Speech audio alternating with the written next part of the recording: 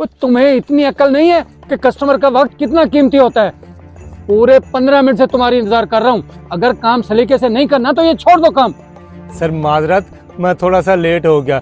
रास्ते में एक हादसा हो गया जिसकी वजह से ट्रैफिक बहुत ज़्यादा हो गई थी। टाइम पे मैं नहीं पहुंच सका, माजरत सर। और मुझे बेवकूफ़ बनाने की कोशिश ना करो। मैं जानता हूँ तुम्हारे कारनामे। झूठ बोलना तुम्हारे खून में शामिल है।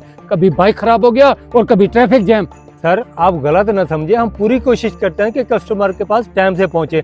आंधी हो, तूफान हो या बारिश, हमने भी बच्चों की रोजी करनी होती है। सर मेहरबानी करें, आप भी तमीज से बात करें, हमारी भी कोई इज्जत है। अब बस, मुझे इंसानियत सिखाने की जरूरत नहीं है। मैं तुझे पैसे देता हूँ, तेरी जिम्मेवारी है कि तू वक्त पे पहुंच और मुझे वक्त पर पहुंचा। लेट हो रहा हूँ मैं, 10 मिनट में मुझे दफ्तर पहुंचा। ठीक है साहब जी, मैं आपको वक्त पर पहुंचाने की कोशिश करता हूँ।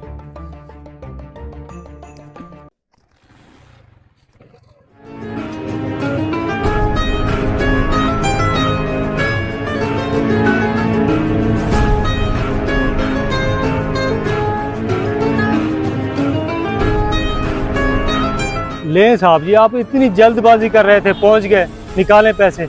और मुझे पता है तुमने मुझे कितने जल्दी छोड़ा है। ज्यादा बातें ना सुनो, ये लो पकड़ो अपने पैसे। ये क्या सर जी, आप सिर्फ मुझे 150 रुपये दे रहे हैं, आपके 300 रुपये बनते हैं। इतना जुल्म न करें मेरे साथ, आधे पैसे कम दे रहे हैं। 300 रुपए? इतने पैसे मैं कभी नहीं दूंगा। तुमने वैसे भी मुझे बहुत परेशान किया है। आई भी लेट हो और रास्ते में फिर देर भी कर दी। सर आप मेरी गुर्बत का मजाक ना उड़ाए। मैंने पूरे 15 किलोमीटर सफर किया है, मेरा 300 रुपया बनता है, आपने मुझे 150 रुपया दे दिया। खुदा के खौफ से डरे, गरीब का पैसा खाकर आप कहाँ जाएंगे? अब बकवास बंद कर, वरना तुम्हारी ऐप पर तुम्हारी आईडी की शिकायत कर दूंगा और ब्लॉक हो जाएगी तुम्हारी आईडी। और ये 150 भी छीन लूंगा। क्या कर लोगे मेरा? ठीक है साहब, ये रखे पैसे। गरीब का हक खाएंगे तो अल्लाह आपसे हिसाब लेगा। गरीब बंदा कर ही क्या सकता है, अल्लाह आपसे पूछेगा इसका।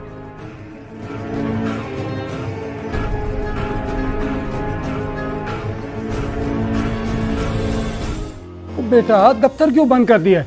मैंने अपनी बेटी के कागजात जमा कराने हैं। आज आखिरी डेट है, तुम्हें तो पता है। ओ चाचा, मुझे तो पता, लेकिन तुझे पता नहीं है। अभी थोड़ी देर पहले ही सारे अफसर यहाँ से चले गए हैं।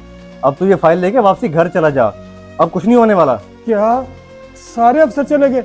मैंने तो उस बेचारे राइडर को 15 मिनट लेट होने पर इतनी बातें सुना दी और मैं यहाँ खुद लेट हो गया। आज वक्त ने मुझे धोखा दिया और मैंने वक्त को।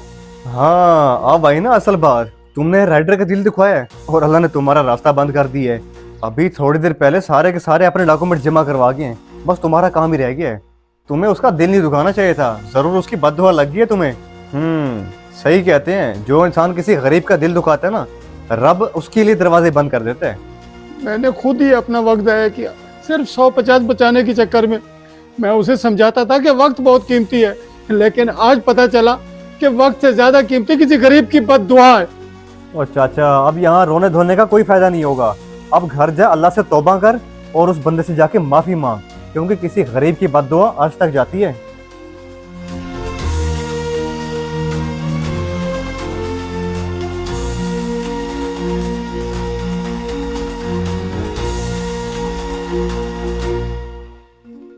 तो क्या हुआ भाईजान, मुंह क्यों लटकाया हुआ है? बच्चे के डॉक्यूमेंट जमा करवाए या नहीं करवाए? कोई खुशखबरी सुना दो। क्या खुशखबरी सुनाऊं जब्बार भाई?